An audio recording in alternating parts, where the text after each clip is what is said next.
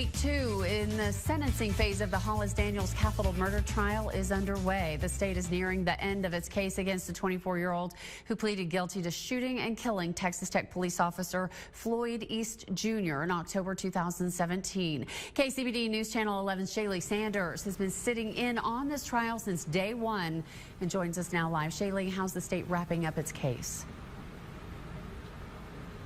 Angie, the state has called an expert witness to testify. He's a director with the Criminal Justice Department. And this witness is explaining to the jury what life is going to look like for Hollis Daniels III behind bars. It's going to look a lot different from his life as a Texas Tech University college student. It's also going to look a lot different than the time he spent in the county detention center for the last 5+ years.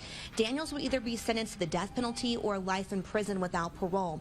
This expert witness says if the jury sentences Daniels to death, he will spend all of his time in isolation.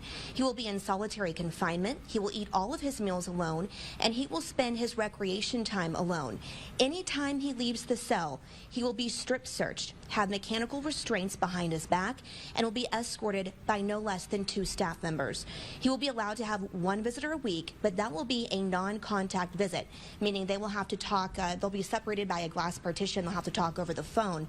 If the jury gives him life in prison without parole, he will have less restrictions. He will be able to socialize, he'll eat meals with other inmates, he can work a number of jobs and go to school. Now, the state did draw attention to an issue we've been investigating for several months at KCBD, and that is the critical staffing levels at different TDCJ facilities. This witness says the department is about 6,500 correctional officers short right now, and that can pose a safety issue not only for inmates and staff, but also the general public. Now, once the state rests, the defense will present their case to the jury. We'll continue to follow this and bring you the very latest updates. Reporting live from the courthouse, Shaylee Sanders. Angie, back to you. Thank you, Shaylee.